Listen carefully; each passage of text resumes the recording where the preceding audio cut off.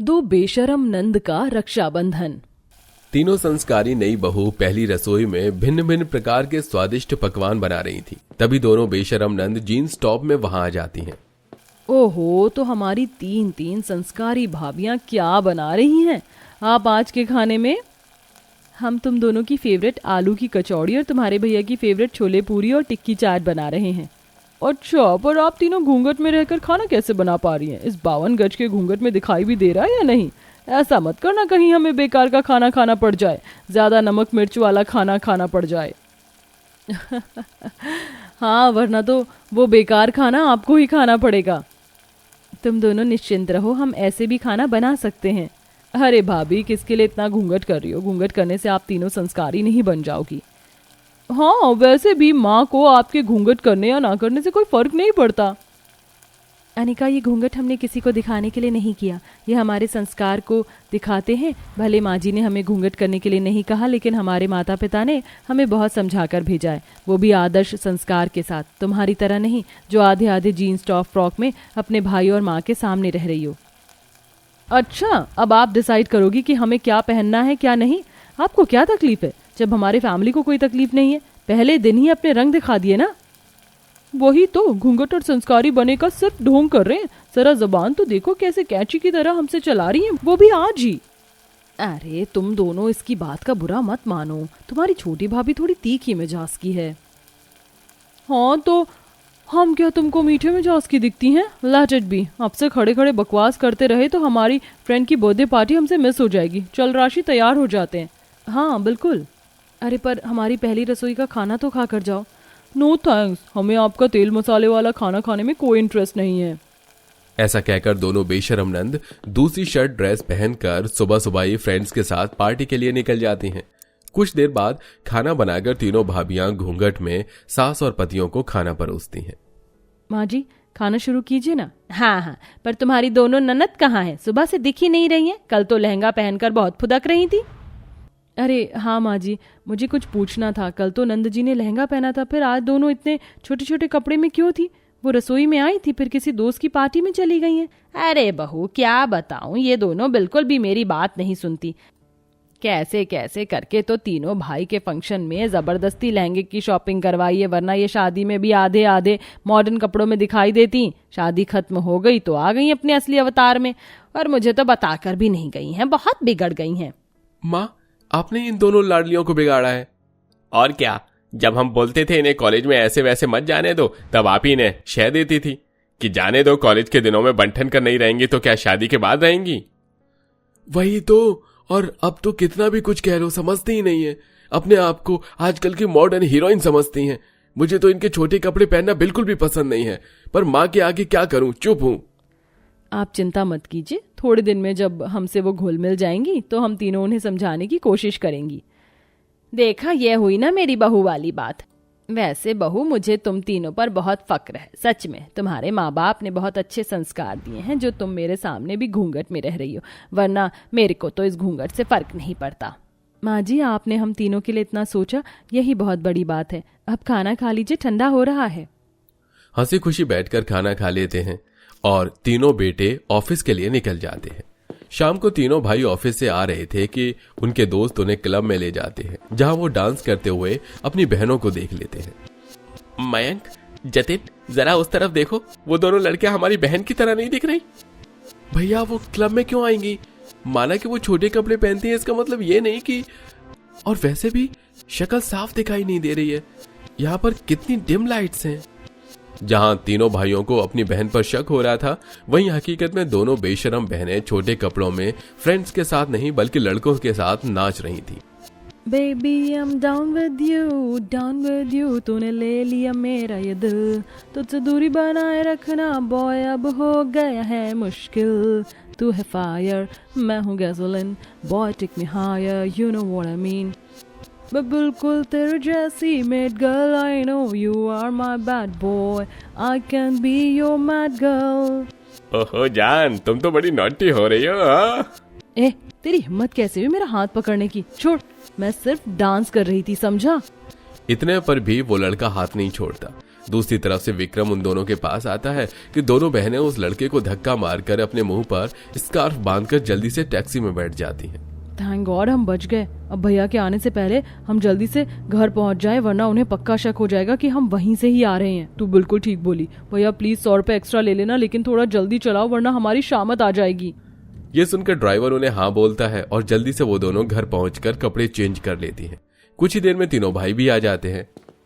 देखता हूँ ये दोनों यहाँ पर हैं या नहीं मिली तो आज माँ को बताऊंगा कि ये क्लब में घूम रही थी। मुझे नहीं पता था हमारी बहन ऐसे भी निकलेंगी। विक्रम भैया आप खामखा टेंशन ले रहे हैं, वो दोनों यहीं होंगी, एक बार आवाज तो लगाओ। राशि, अनिका, तुम अंदर हो क्या? जरा बाहर आओ। तभी कुरकुरी खाती हुई दोनों बहन बाहर आती हैं और तीनों भाभियां। ये देखो भैया दोनों आ गई। तुम यहाँ पर कैसे हो सकती हो? मैं तुम दोनों को क्लब में देखा था। सच बताओ तुमने क्लब वगैरह जाना भी शुरू कर दिया ना? वैसे ही सुबह से गायब थी और अब आई हो घर में। क्या भैया को क्या हो गया? आप दोनों हम पर ज्यादा ही शक करने लगे हो। माना कि हम आपकी बात को काटते हैं, मॉडर्न बने फिरते हैं, इसका मतलब ये नहीं आप हम पर शक करोगे। भाभी हम दोपहर में आ गए थे ना, बताइए। हाँ बताइए। हमें तो 3-4 घंटे हो गए यहाँ पर आए हुए। ये दोनों बेशरम नंद झूठ बोल रही हैं, लेकिन अभी इन्हें बचाना होगा। बैठकर समझाएंगे हम तीनों इन्हें। हाँ विक्रम जी, ये दोनों तो कब के घर आ चुके हैं। आप तीनों ने इन्हें कहाँ देख लिया? वो कुछ नहीं, हम तीनों के लिए खाना लगा दो तुम। तीनों भाइयों के खाना खाने के बाद तीनों संस्कारी बहुएं अपनी दोनों नंद के पास पहुंच जाती हैं। राशि, अनिका, आज तो हमने आप दोनों को बचा लिया, लेकिन सच बताइए आप क्लब गई थी? हाँ बोलो, अब क्यों नहीं बोल रही हो तुम? तुम्हारी वजह से दीदी ने झूठ बोला भैया से। हाँ गए थे हम क्लब, तो क्या सूली पर लटकाओगी? हमारी मर्जी, हम तो ऐसे ही ऐश करेंगे। रोक सकती हो तो रोक लो। आपने मदद कर दी उसके लिए शुक्रिया। अब ज्यादा कानून कार्रवाई मत करो तीनों, सोने दो। Good night. ठीक है, गुड नाइट। पर माँ जी और तीनों भाइयों को बहुत गलत लगता है तुम तीनों के छोटे कपड़े पहनना। छोड़ दो, जहां जाना है सही कपड़ों में जाओ, आजकल जमाना ठीक नहीं है। हो गया आप लोगों का, अब जाओ। तीनों भाभी दोनों बेशरम नंद को समझने की कोशिश करती हैं, लेकिन काबू में नहीं आती। दिन गुजरते हैं पर दोनों बेशरम नंदों का छोटे छोटे कपड़े पहनना बंद नहीं होता।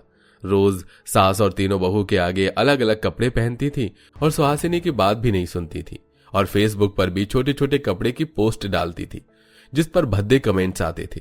विक्रम उनकी ये पोस्ट देख लेता है और दोनों बहनों से बात करने जाता है, पर अगले दिन रक्षाबंधन के मौके पर शालू उसे चुप करवा देती है। लेकिन बेशरम नंद तो अब भी नहीं मानती। रक्षाबंधन के दिन नए नए छोटे कपड़े खरीद कर पहन लेती है और दारू पीकर हाथ में थाली लिए भाई के पास आती है। ये आज तो राखी है। हैप्पी रक्षाबंधन भैया, हैप्पी रक्षाबंधन आप सबको। अरे मैं भी हूँ आप सबको हैप्पी रक्षाबंधन। चलो भैया हाथ दो, मैं आपकी कलाई पर राखी बांध देती हूँ। हे भगवान, ये तुम दोनों ने कैसे कपड़े पहने हैं? रोज से भी और छोटे कपड़े। माँ, इन तीनों को शॉल वगैरह उड़ाओ। ये अपने भाई के सामने आज के दिन ऐसे कैसे आ सकती है? हाँ, और ये भी ऐसे पीकर। आज तो इन्होंने बेशरम होने की सारी हदें पार कर दी। ये भगवान, क्या करूं? बहू तुमने इनको समझाया नहीं क्या? माँ जी हमने समझाया था, पर आपकी दोनों बेटियां बात कहाँ मानती हैं। ऐसे अगर ये आज के दिन बाहर चली गई तो हमारी नाक काटने से कोई नहीं बचा सकता। ए चुप, धानी भाभी की बच्ची कितना पटर पटर बोलती है। चलो भैया हमारे साथ नाचो। कोई यहाँ नच नचे, औवा औवा, तुमसे है तुमसे प्यारा। हे भगवान, कितनी बेशरम हो गई हैं। आज के दिन का इन्होंने मजाक बना दिया। जहां एक तरफ तीनों भाइयों को और माँ को उनके नशेड़ीपन से गुस्सा आ रहा था, वहीं दूसरी तरफ दोनों बहनें लड़खड़ाती हुई अपने भाई को राखी बांधने लगती हैं। अरे क्या हुआ? बंधवाओ राखी भैया, ठीक से नहीं खड़े हो रहे, आप पीकर आए हो क्या?